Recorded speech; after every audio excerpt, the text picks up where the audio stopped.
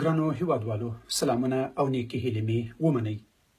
زه له برېټانیې څخه یو ځل بیا ستاسې په خدمت کې حاضر یم او غواړم چې د محرقې یا لوی تبې چې څوک ورته وچکۍ تبه او د انګلیسي یا د طب په اصطلاح باندې ورته ټایفاید فیور ویل کېږي، د دې په باره کې خپل معلومات له تاسو سره شریک کړم. دا تبه د میکروبونو یا انتاناتو په واسطه باندې منځته راځي چې د طب په اصطلاح باندې موږ ورته سالمنیلا ټایفي او یا پاراټایپي وایو. د ملوثو یا ککړو اوبو او خوړو سره یو ځای نوموړي میکروبونه د خولې له لارې کولمو ته ځي، د کولمو له لارې وینې ته لاره پیدا کوي او له هغه نه وروسته بیا د بدن اکثریته اعضاو ته نوموړی میکروب ځي. کله چې د وجود اعضاو ته د وینې له لارې ورسېدو او یا دا میکروب وینې ته داخل سو، په هغه صورت کې د موږ تاسې په وجود کې ناروغي منځته راوړي. تقریبا له یو څخه تر 2 هفتو باندې وخت اخلي تر څو پورې چې نوموړی میکروب د کولمو له لارې وینې ته ولاړ سي. په همدې وجه باندې که ناروغ ته دا میکروب پیدا شوی یا له ناروغه کسانو سره څوک په تماس کې راغلي، امکان لري له یوې څخه تر 2 هفتو پورې دوی کوم مشکل ونه لري. پس د 2 هفتو نه یا پس له 1 هفتې نه ناروغانو ته تبه او د سر درد پیدا کیږي. نوموړې تبه چې عموما د ماپښین او یا د شپې خواته زیاتې، خصوصا په ماشومانو کې تقریبا تر ډیره حده پورې اوچته تبه وي. که په همدغه حالت باندې ناروغان ډاکټر ته مراجعه ونه کړي او یا د دې ناروغي تشخیص ونیسي، نو دا ناروغي دوهمې مرحلې ته داخلیږي. په دې مرحله کې د ناروغانو د نس درد او امکان لري استفراغ، د زړه بدېدا او له هغه سره په څنګ کې د اسهال باعث هم شي. او په ځینو وختو کې خصوصا په هغو کسانو کې چې د جلد رنګ یې تر یو حده سپین ده، امکان لري د سور ګلابي شکل باندې خاپونه یا ټاپونه په جلد باندې پیدا شي. که ناروغان په دغو وختو کې ډاکټر ته یا روغتون ته مراجعه ونه کړي، په هغه صورت کې دا ناروغي درېیمې مرحلې ته داخلیږي چې امکان لري د کولمو د خرابېدا او د هغو د سوري کېدا او له هغه سره په څنګ کې امکان لري د مواد غایطه سره د وینې راتګ او د دماغي مشکلات، د زړه مشکلات او یا هم د پښتورګو مشکلات ناروغانو ته پیدا شي. په درېیمه مرحله کې په اکثرو انسانانو کې امکان لري دا ناروغي که چېرته علاج ونسي د مرګ باعث هم ګرځي.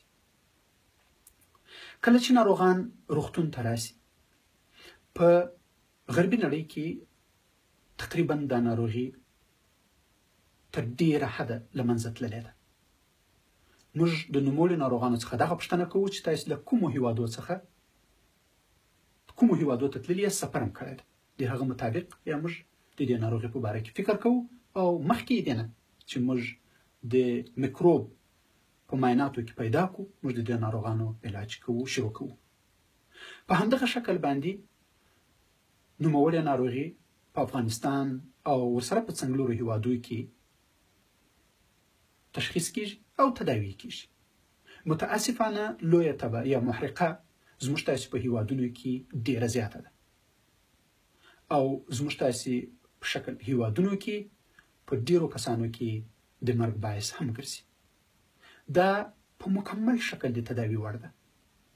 که څه هم د انټي بایوټیکو نه د غلط استفادې په وجه باندې د ځینو انټي بایوټیکو په مقابل کې نوموړې ناروغي مقاومت پیدا کړی ده، خو بیا هم په طب کې موږ داسې انټي بایوټیکس لرو چې د هغو په واسطه باندې موږ د دې ناروغي علاج په مکمل شکل کولی شو.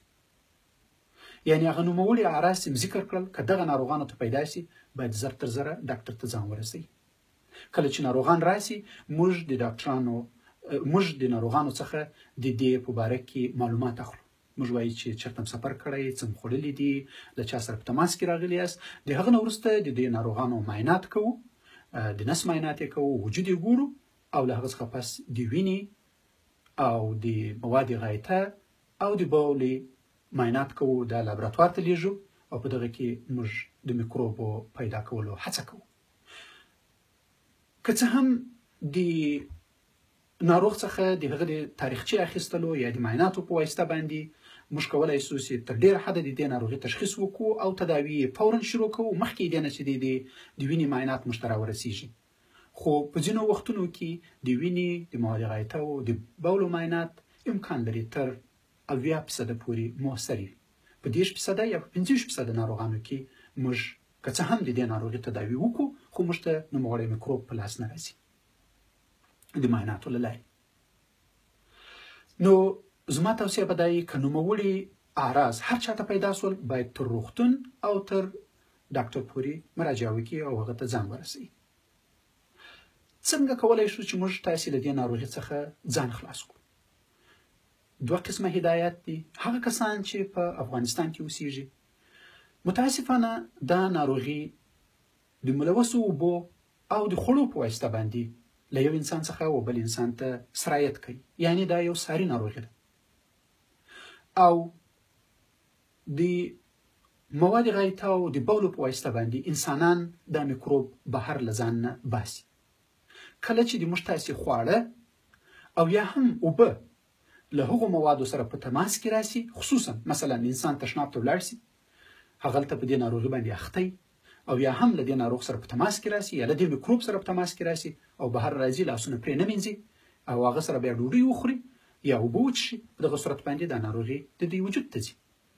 نو له دې وجې نه د تشناب څخه د راوتو څخه د تشناب څخه وروسته او له ډوډۍ څخه مخکې لاسونه باید په صابون باندې پرېمینځل شي ترڅو له دغسې ناروغیو څخه ځانونه وساتو. دوهم، د کوهي یا هغه اوبه چې په ویالو کې روانې دي، که موږ تاسې د څښاک استفاده ځینې کوو باید دغه اوبه لومړی جوش کړو، د هغه څخه وروسته یې سړې کړو او بیا یې وڅښو. هغه کسان چې د غربي هیوادو څخه و دغه ته سفر کوي، مهاجري په غربي هیوادو کې خپل ګران هیواد ته ځي، د هغو لپاره به زما توصیه دی چې هغه له خپلو ډاکټرانو سره تماس ونیسي، ځکه د دې ناروغي لپاره واکسین هم موجودیت لري. خو واکسین یې تقریبا په 80% پورې موثر ده، یعنی له هغه څخه وروسته امکان لري په 10% کسانو کې موثریت ونه لري. نوموړی واکسین تر 3 کلو پورې انسان ساتلی شي، له هغه نه وروسته بیا د بل واکسین ضرورت ده چې څوک یې ولګوي. کولی شي چې دغه واکسینونه خلک په افغانستان او نورو هیوادو کې چې اوسېږي هغلته یې هم ولګوي او له هغه سره په څنګ کې هغه کسان چې مثلا له اوبو څخه استفاده کوي، هماغه شکل باندې اوبه باید جوش کړي، بیا یې سړې کړي وچشي او هغه یخ چې په بازار کې خرڅېږي له هغه څخه استفاده ونه کړي، ځکه اکثریته هغه اوبه چې دي هغه دغه سوی نه وي، جوش سوی نه وي. او له هغه میوجات چې پوست سره یې ځینې اړولی سي، مثلا کیله سوه، انار سو، ام سو، هغه کولی سي د هغو نه پوست واړوي او ویې خوري، خو له سلات او تر څو پورې په صحیح شکل باندې نه یې مینځل سوی ورنه باید استفاده ونه شي. په همدغه شکل باندې کولی سو موږ تاسې له دې ناروغي څخه ځان وساتو.